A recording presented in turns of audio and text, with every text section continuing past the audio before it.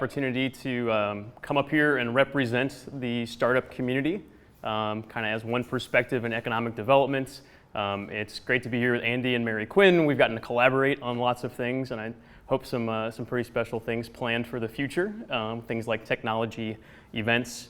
There are two numbers that I want you to think about as I give a little introduction and as we get into Q&A later. Those numbers are 56 and 64.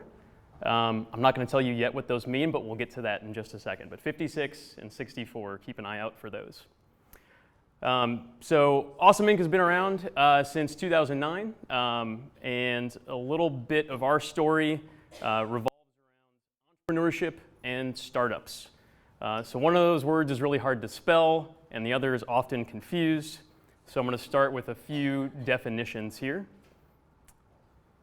So entrepreneurship, this process of setting up an entity and taking a risk. And then a startup is a particular type of business that some entrepreneurs pursue. And its peculiarity is that it's meant to rapidly scale. So not every business is a startup. Part of why this matters is that from 2001 to 2020, most job creation came from startups.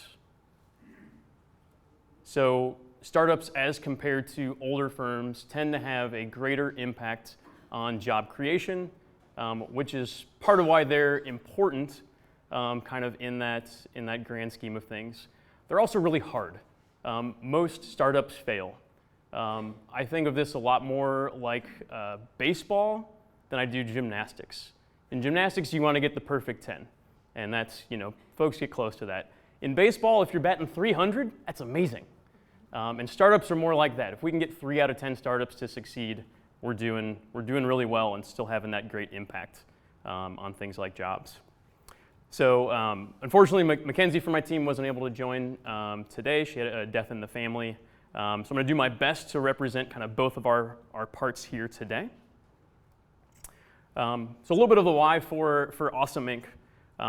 So we exist to make Kentucky a more awesome place to live, work, and play. And the way that we do that is by helping those people, entrepreneurs, build startups, that type of company. A few of the different ways that we do that involve the creation and education of technology and entrepreneurship. So we run a few different programs, a few different entities, and I'll talk about a few of those as we go forward. But I want to start telling a little bit of a story, and this is the story of my Awesome Inc. co-founder, Brian Rainey. Brian was a student here at UK, studied computer science and economics, and a little bit before he graduated, he had a decision on his hands. So in one hand, he had a job offer from Lexmark. He could go there, have this great, reliable job, get paid pretty well, and go work for the biggest tech company in town. On the other hand, he had this startup, bookexchange.com, and he could keep working on this. It's risky. He might sell this company someday and make a lot of money. It might be worth nothing, and he might waste years pursuing this dream. So he took this dilemma and got to speak with President Lee Todd, and after much pestering of Judy, his secretary, to get that meeting, he got to have this discussion, and the advice that Dr. Todd gave to Brian was, look, will that job at Lexmark still be there in a year if you try your startup and it fails? And the answer, of course, was yes. So a lot of what we do at Awesome Inc. and encouraging the startup community is to do what Lee Todd did for my co-founder Brian, is to help encourage people to take those risks. So a few of the different ways we do this. One is an event called 5 Across. Has anyone seen the TV show Shark Tank before? All right. So imagine you're in a live studio audience with 200 people. You're at Shark Tank. And the answer to every other question about 5 Across is the number 5. We do it 5 times a year. It starts at 5 p.m. There are 5 local startups that get up and give their pitch. They have 5 minutes. There's a $500 prize if they win. Actually, I lied to you. There is one thing that is not 5. Our judges, like that's way too many egos. So we usually stick with 3 to 4. But would love to have you come out to one of these events. Our next one is actually coming up in October, and we get to rotate through a lot of fun different venues around downtown for that. So you can snag a free ticket there. I'll leave that one there for a second. So this is one of the places where people can start, find out about what's going on, or those companies that have a startup and want to get up on stage and pitch, they can apply to be part of that, but anyone can be part of that audience. For some of those companies that are further along, so let's say a startup that has its first $100,000 in revenue, or maybe its first $1 million in funding, the Awesome Fellowship is a great program for them. So we get to run this program as a partnership, funding from the Cabinet for Economic Development, as well as private donors, helps us to provide these support services to 8 startups a year. And we've had a lot of great success since we've been running this program. Several hundred jobs created. These companies have raised over $100 million in outside funding, so bringing that capital in. It's been really cool to get to work with these startups. Here's a brief look at some of those from 2023, but we've been running this program since 2014. So a lot of startups have been through this program. And if that's something you want to check out, that's kind of the next stage. They're a little further along than those 5 Across companies. Love to invite you to our fellowship demo day, which is coming up in October.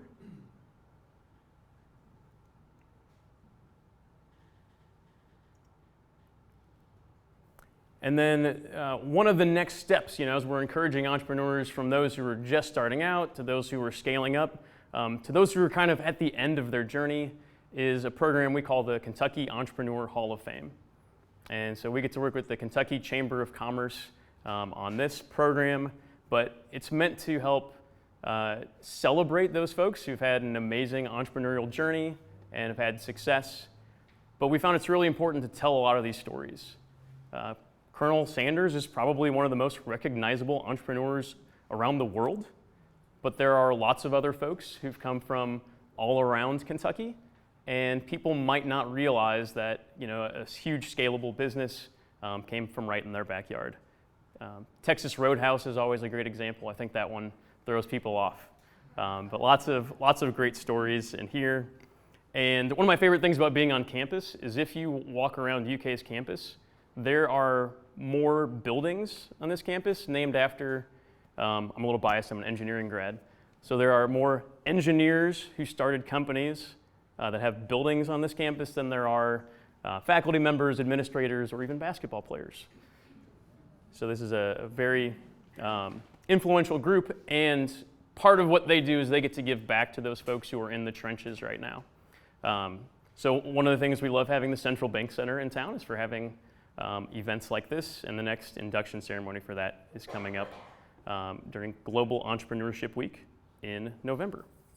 All right, so I'm going to take my Nick hat off and put my McKenzie hat on for a second here. So McKenzie is the executive director of a program called TAB. And so the Tech Association of the Bluegrass is a nonprofit, membership-driven organization, and it exists specifically to grow technology companies. Startups could have a whole different variety of industries that they're in, but this particular vein of technology companies is something that TAB is working to grow here in Central Kentucky. So this actually all started in a Commerce Lexington conference room. And this was a conversation really that goes back to before COVID. And we got to work with our friends there, and they brought together a lot of our tech employers, said, hey, how do we grow this industry sector here in Lexington?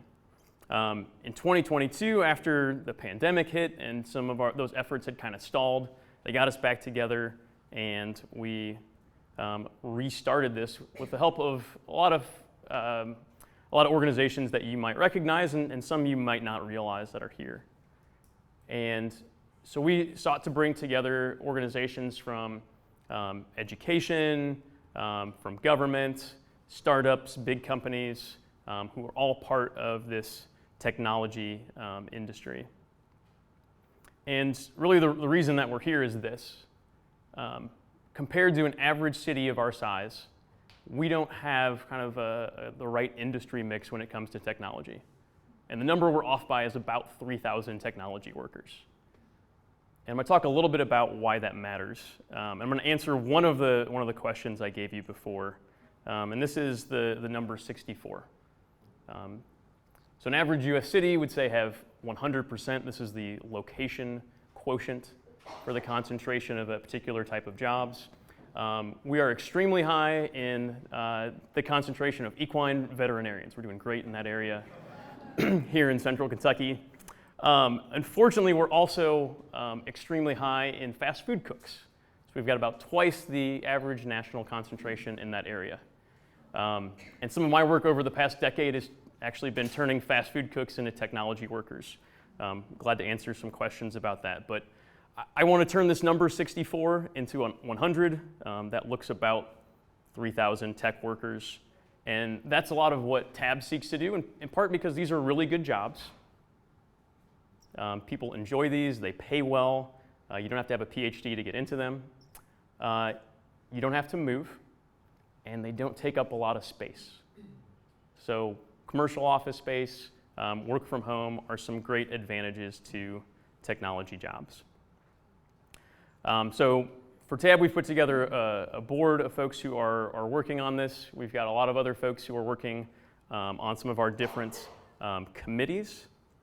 And I'm going to speed through a few of these. But our big committees are educate, enable, employ, and engage. And that kind of hits all the different aspects of growing the local technology community. So I think those are all the key ones. And again, I'm playing Mackenzie right now, so I'm going to hit some of the highlights. But one of the questions I think we'll get to later is, where are we? What are we doing well here in Lexington? What could we do better? And these are a few of the things that we've found so far through TAB.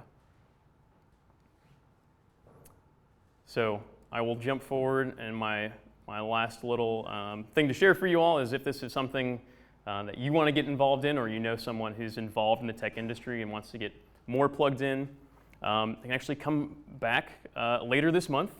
There's an event called Undercover Lex, and part of Undercover is helping folks realize some of these smaller technology companies that are here that might not have a billboard or a big building, especially for employment opportunities for those folks who are looking for those.